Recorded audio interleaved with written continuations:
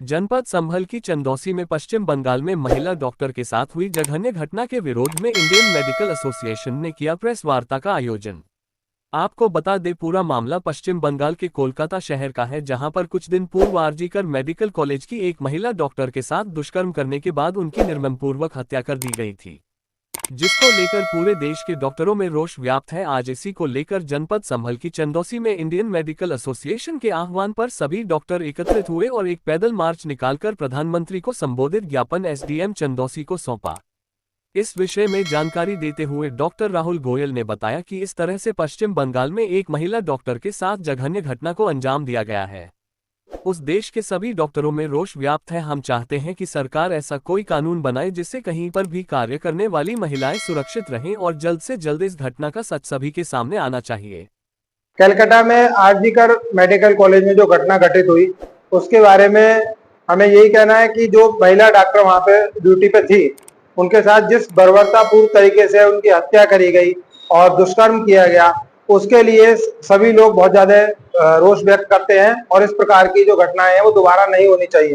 अच्छा, अभी तक पुलिस की पकड़ में एक व्यक्ति आया, संजय राउत का। हाँ, क्या उसी को दोषी मानते हैं या इसके पीछे? नहीं, तो संजय राउत तो एक हुआ ना, बाकी जो वो एक तरीके का जो गैंग था और जो 5-6 लोग 10 लोग वहां इन्वॉल्व थे, उन सबको सीबीआई जांच के बाद ही पकड़ा जाएगा और जांच प्रक्रिया भी चल रही है। हम उस जांच को पूरा नहीं मानते और पुलिस ने जो वहां पे करा, शुरू में कहा कि ये आत्महत्या है, ये है, हम उसे भी पूरा नहीं मानते। हमारे हिसाब से जांच सीबीआई जांच हो और पारदर्शी तरीके से सारी जांच हो और हमारी जो महिला डॉक्टर जगह जगह कार्य कर रही हैं वो सुरक्षा का वातावरण।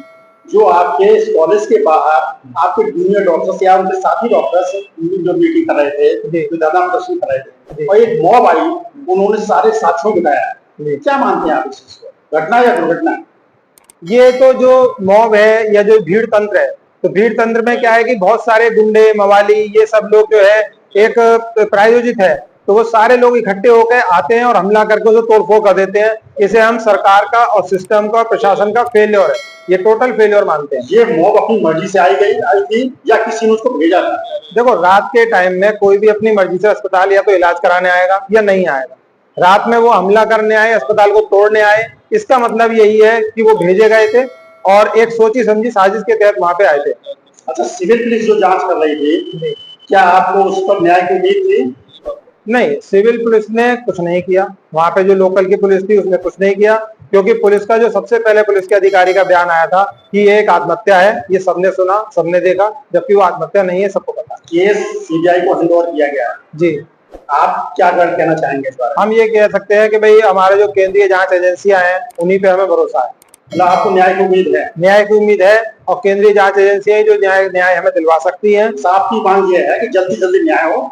हमारी मांग ये है कि सुरक्षा के मानक तैयार हों और जो भी महिला अधिकारी, चाहे वो पुलिस में हो, चाहे वो डॉक्टर हो, चाहे वो सीए हो या किसी भी विभाग में हो, महिलाएं अगर रात्रि ड्यूटी पर हैं या कहीं भी ड्यूटी पर हैं तो वहाँ सुरक्षित हो, वहाँ पुलिस हो, गार्ड हो। 20-20, 50-50 मरीज भर्ती रहते हैं एक फ्लोर पे, वहाँ एक भी पुलिस का आदमी नहीं था, कोई सीसीटीवी कैमरे नहीं लगे हुए थे। उस महिला के साथ 1 घंटे तक वो चिल्लाती रही, कोई देखने वाला नहीं था।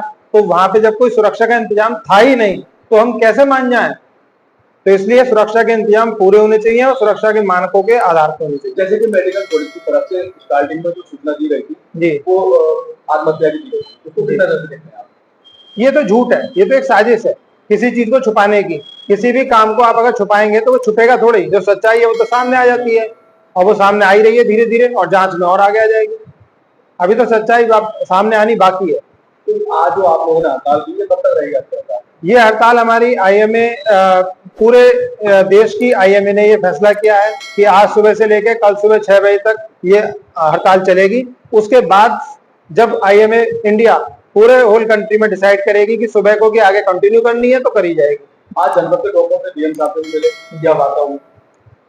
डीएम हम तो यहाँ पे गए थे तो हमें डीएम साहब नहीं मिल पाए, वो तहसील दिवस में गए हुए थे, तो हमने अपना ज्ञापन यहाँ पे तहसील में एसडीएम साहब को सौंप दिया है। उनके माध्यम से ही डीएम साहब के पास तक पहुंचेगा।